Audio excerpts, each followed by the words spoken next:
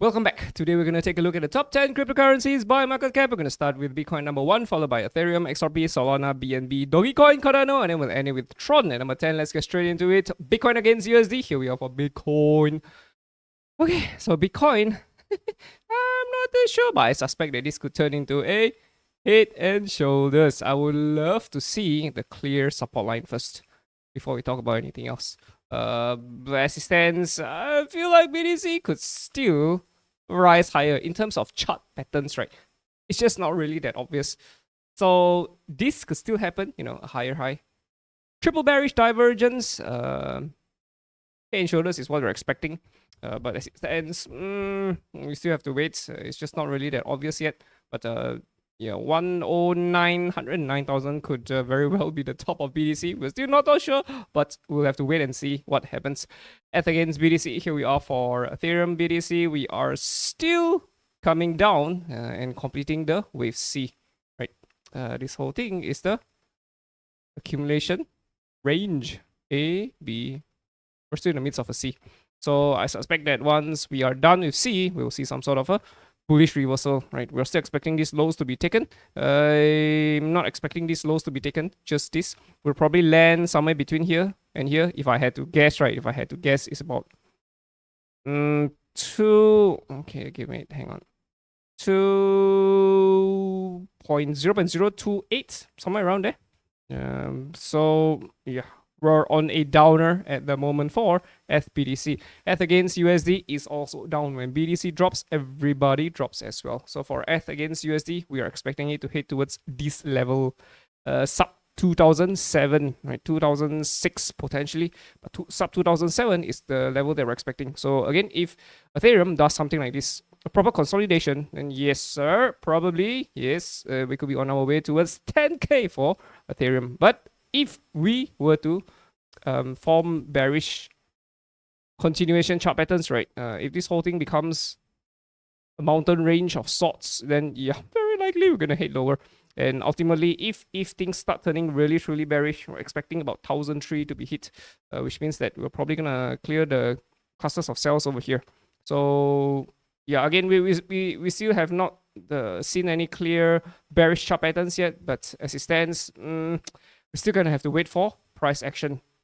XRP against BTC. Here we are for XRP. So XRP is, yes, I'm not too sure if this is a higher high though. If this is a higher high, then very likely XRP could be coming back down to clear all these clusters of cells before consolidation and a potential break higher. Potentially, right? Potentially. So we're still not entirely sure, so we just gonna have to wait and see what happens for XRP BTC. But for XRP against USD, it's a beautiful move that has come, and we're already out. There's already a breakout. We already formed a new all-time high. Yes, sir. Again, this is good in the sense that once you take out these highs, very likely the momentum will carry us towards $6.10, right? This was a target which we acquired way back in July 2024. We're still standing by our targets for $6.10. Actually, there's more, but we'll take things one step at a time. I suspect that this is something that could happen, right? And then we consolidate before heading higher. So that's why we were saying that very likely, if things were to start reversing for BTC, you're going to see XRP head lower as well. We're probably going to clear all these clusters of cells heading towards this particular noisy area. Sub 175, sub $2, 175. That's my expectation, right? There's a noisy area over here. Sure, we could still hit here, but I'm expecting us to sort of hit the brakes at around 160, around this level. After that, consolidate, continue higher, right? So that's XRP for you. This would be ideal though, to be honest. So yeah, I mean, of course, we could just blast off from here, but I'm expecting a proper consolidation for XRP. Sol against BTC. Here we are for Solana. Oh my god, Solana is kind of in a consolidation, but we are mucking around the skinny pink line. Not something that we want to see, because Solana could be coming down for a wave C. Oh, this would be scary, right? This whole thing could be a very big maybe CDE. But this is Sol BTC, right? Sol USD is okay, even worse. Because Sol USD is curving at the skinny pink line, which is not good. And this whole thing could be a rising wedge Rising wedges usually break lower, right? We might form, it could be ending fifth wave. It could be an ending fifth wave diagonal completion, and then we head lower. Or Sol USD. It's not good, bros. It's not good, broskis. We could be heading towards 44 bucks from 229 potentially, right? Again, this is a noisy area. There's another one over here. Make sure we could hit much lower to the 30s, but I'm expecting 44 if things were to drop because there's so many classes of cells over here. So many here and here and here and here and here. Yeah, we could come all the way down to 44. So yeah, be very, very careful. Sure, Solana could hit higher, but this is not good, right? When you see a rally, right, you want to see the rally just keeps going bananas, right? But you don't want to see a stop right after taking out the highs, right? And a potential big rising wedge. So we'll see how it goes. We'll see how it goes. But I don't have a good feeling about Solana. BNB against BTC. Yeah, we're still expecting it to hit lower over here. This is the noisy area that we're staring at. So a lower low is expected for BNB against BTC. BNB against USD is, yeah, could be crossing back under the skinny pink line. If we do cross it, right, we're also expecting a proper rally, but this rally will be a short rally.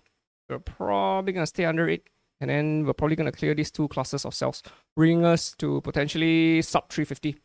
Right now we're at 650, so I think this is potentially going to happen, right? Eventually, potentially would happen. We're still expecting 1240 and 1565, but once things start turning bearish, then we'll be invalidating the targets for the upside. More likely than not, we'll probably be consolidating before heading higher. So we'll probably reacquire the targets. But yeah, once things are bearish, we will just erase it and focus on the bearish trend for BNB. Dogecoin, here we are for Dogecoin. Dogecoin is also heading lower. Again, we're not too sure if this is going to be a consolidation and a continuation because we're still above the skinny pink line. Trend is still bullish, but DOGE BTC has a knack of breaking higher and breaking back under the skinny pink line. So this could happen as well, right? And this whole thing could be a very big squeeze. Skinny pink line goes sideways, we come back down under it, and we sneak around it for a few months, and then pump. We continue up. 2026 could be the year for Dogecoin. Against USD, we are still above the skinny pink line, which means that Dogecoin is still in a bullish trend. Could Dogecoin do something like this as well? Falling channel?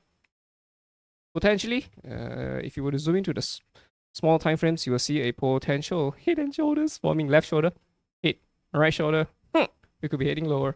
So you want to be very, very careful about rushing into anything for Dogecoin. We, to be honest, could still form a consolidation and continue breaking higher towards $1. Absolutely possible. So we still don't see the chart pattern yet. So we're going to be cautious when it comes to trading Dogecoin towards the upside. ADA against BTC. ADA is also coming back down. Well, I don't know if it's going to be a wave C in the making. Yes, coming back down under the skinny pink line. Or a consolidation over here. It's still not that obvious to me yet. Look at this. We hit a noisy area over here. Look at this. That was a strong bounce up. Now we're revisiting the noisy area. Oh, so this will signify a potential descending triangle. Right, this is bearish. Once you touch a demand area, you were expecting to just continue higher, right? Oh, coming through back towards the demand area. So yeah, if you keep bouncing around it, probably gonna drop lower. Right. So that's ADA BTC for you.